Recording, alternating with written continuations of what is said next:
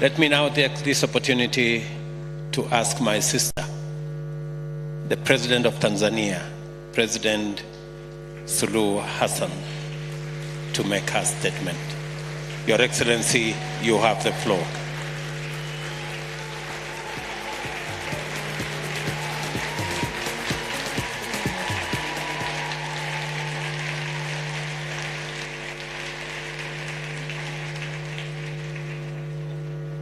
Your Excellency,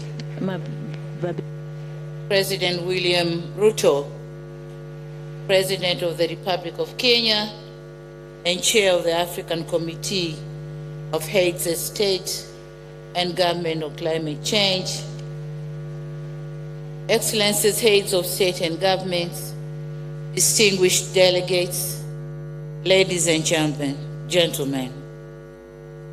Mr. President, thank you very much for being a gracious host of this August Assembly that sets the tone of Africa's growth now and the future. I thank the government and the people of Kenya for the excellent preparation of the summit and the warm reception accorded to me and my delegation. The convening of this important summit is both timely and opportune, as the theme, driving green growth and climate finance solution for Africa and the world, is quite befitting, especially now ahead of COP28, where parties will take stock of our efforts to address the climate crisis and commitment to address both climate crisis in the context of the Paris Agreement and the Climate Convention itself.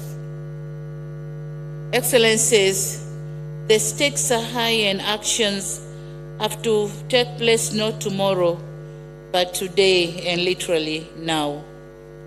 As Africans, we have no choice but to seize the moment to capitalize on its potential to offer solutions to green growth and decarbonization, and while creating resilience to its our communities and economies.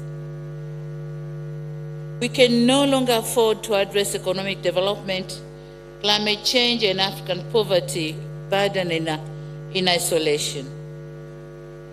The interplay between development and climate change is undeniable, and this interlink demand integrated and coherent solution that would provide opportunity for socio-economic development of Africa. Excellencies, while the continent is highly impacted by the changing climate, it is nevertheless holding the key to solving the climate challenge. The just released Economic Development in Africa Report 2023 shows the potential of Africa to capture technology-intensive global supply chains, and it said it all about development of Africa with climate change. It provides a unique insight into Africa's centrality to the green transition that will clearly transform our continent economies. It is said that all metals and minerals that are important and strategic for the low carbon transition are abundantly found in Africa. And these are chromium, lithium, natural graphite, nickel, niobium, rare earth metals, silver, and many more. Given the abundance of these minerals, the continent needs to reposition itself not only as a supplier of raw materials globally, but strengthen the value chains by ensuring their conversion into intermediate and final products is done within the continent. As critical minerals, as they were called critical minerals, they have to make critical contributions to our internal revenue collection and employment creation. They also have to contribute critically in the environmental protection in our countries. So having all this, Africa has to stand firm to use the materials for our own development. Excellencies, human capital dividend in Africa is another force to reckon.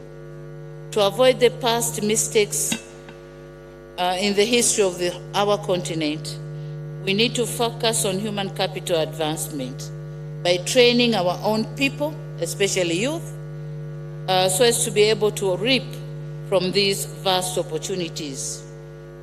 We need to consider the climate crisis as an opportunity to address the youth unemployment challenges. Excellencies, beyond the African potentials, we have potentials in our individual countries. My country, Tanzania, is leading the way by demonstrating strong momentum in driving the green growth. Almost 95% of our energy is from hydro and natural gas. We are also leading in nature conservation with almost 38% of our landmass under conservation in various regimes. We are also committed in nurturing the ecosystems that hold the promise of creating thousands of new jobs and unlimited national economic and global benefits. Talking on the offering of critical mineral to the world, Tanzania has huge deposits of some of these critical minerals needed today. Helium is present around Lake Rukwa Basin, nickel deposit around Lake Victoria, graphite reserves at the southern eastern part of the country, and we also accommodate other deposits, critical minerals, including copper and lithium, as well as rare elements. Despite of the above scenario, we, however, need to face the fact that Tanzania, and indeed the whole of African continent, still faces unprecedented impacts of climate change, with limited capacity to finance the mitigation and adaptation needs. And thus, as we head towards COP28, we have to raise an African voice on the establishment and capitalization of a special fund for Africa. The contribution and the pledges which are given by the advanced countries have to say what percentage of those pledges goes to Africa, and not just a blanket pledges. As I conclude, and as you are all aware, Tanzania is hosting the AGRIF Food and Agriculture Summit this same week. The Presidential Summit is on 7th of September, a day after tomorrow. I therefore wish to use this opportunity to once again invite you to Tanzania, and I'll personally be there to welcome you all. Once again, I congratulate you, Mr. President Ruto, for organizing such a successful event, and I look forward to seeing you all in Dar es Salaam. I thank you very much for your attention. Thank you very much, Your Excellency. Another round of applause for President